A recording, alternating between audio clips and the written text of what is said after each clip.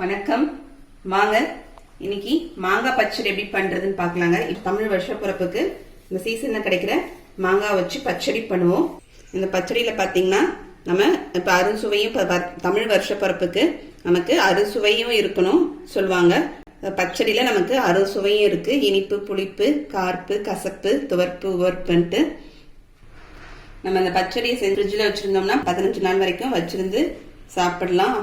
அவ்வளோ அருமையாக இருக்கும் நமக்கு சாப்பிட்றதுக்கு. பச்சடி மட்டும் இருந்தாவே போதும், நமக்கு சாப்பிட்றதுக்கு தொட்டுக்கிறதுக்கு எதுவுமே தேவையில்லை. வாங்க இப்போ அதை எப்படி செய்யறதுன்னு பார்க்கலாம்.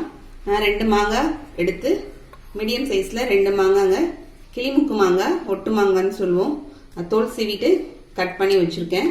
நைஸாக அதை மாதிரி சீவி கட் பண்ணியிருக்கேங்க. இந்த அளவுக்கு மாங்காய் துண்டுக்கு 1/4 கிலோ அளவுக்கு வெல்லம் எடுத்து வச்சுருக்கேன் பொடிச்சது. பச்சை மிளகாய், கருவேப்பிலை எடுத்து வச்சுருக்கேங்க. இது கூட கொஞ்சமாக நம்ம வேப்பம்பூ சேர்க்க போகிறோம். இப்போ தாளிக்கிறது எப்படின்னு பார்த்துடலாம் வாங்க. அடுப்பில் வானல் வச்சுட்டு 1 ஸ்பூன் அளவுக்கு எண்ணெய் விட்டுருக்கேங்க. எண்ணெய் காஞ்சிடுச்சுங்க. நம்ம கடுகு சேர்த்துக்கலாம். ஒரு 1/2 ஸ்பூன் உளுத்தம்பருப்பு, ஒரு காஞ்ச மிளகாய் 2 கிள்ளி வச்சுருக்கேங்க, அது சேர்த்துக்கிறேன். கருவேப்பிலை, 2 பச்சை மிளகாய், கொஞ்சமாக பெருங்காயங்க,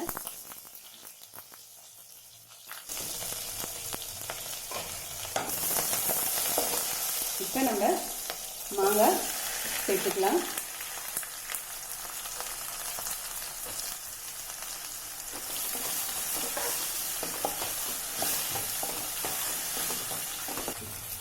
கால் ஸ்பூன் அளவுக்கு மஞ்சள்தூள் சேர்த்துக்கிறேங்க.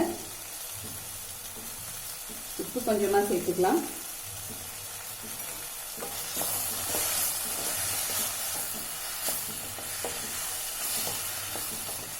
சேர்த்து ஒரு வதக்கிடலாங்க.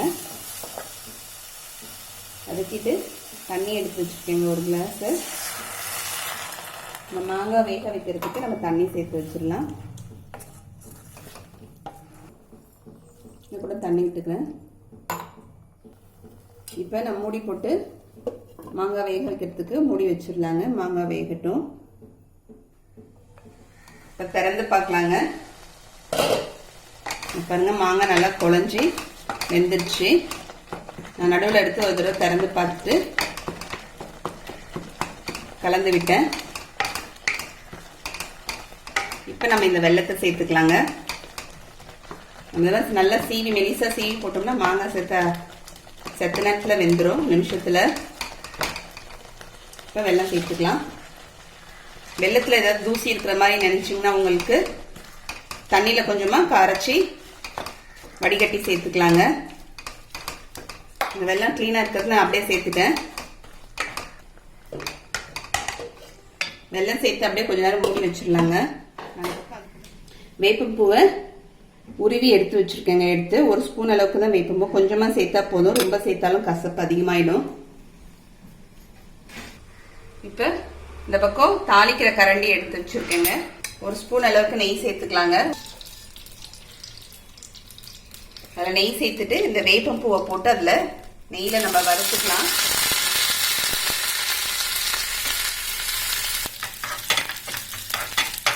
கசப்பே தெரியாது இந்த நெய்யில் வதக்கிக்கிறதுனால. நமக்கு ஆஃப் பண்ணிடுறேங்க. இப்போ நம்ம வெல்லம் சேர்த்து நல்லா சுருண்டு வந்துடுச்சுங்க பச்சடி.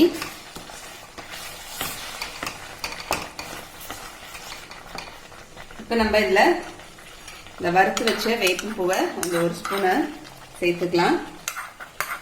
சேர்த்துட்டு கலந்து விட்டுலாங்க. இப்போ வேப்பம்பூ நெய்யில் வறுத்து சேர்த்துக்கிறதுனால இதில் கசப்பு தெரியாதுங்க. நான் வெல்லமும் நான் சேர்த்துருக்கிற மிளகாவுக்கு அந்த அளவுக்கு வெல்லம் சேர்த்துருக்குறேன். உங்களுக்கு ஸ்வீட் கம்மியாக வேணும்னு நினச்சிங்கன்னா நீங்கள் உங்களுடைய டேஸ்ட்டுக்கு தகுந்த மாதிரி கூட்டி குறைச்சி சேர்த்துக்குங்க.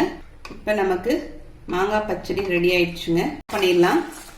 மாங்காய் பச்சடி மட்டும் இருந்தால் போதும், நம்ம தொட்டுக்கையே தேவையில்லை. வெறும் தயிர் சாதமும் மாங்காய் பச்சடியும் இந்த வெயில் காலத்தில் தொட்டு சாப்பிட்றதுக்கு சூப்பராக இருக்கும்.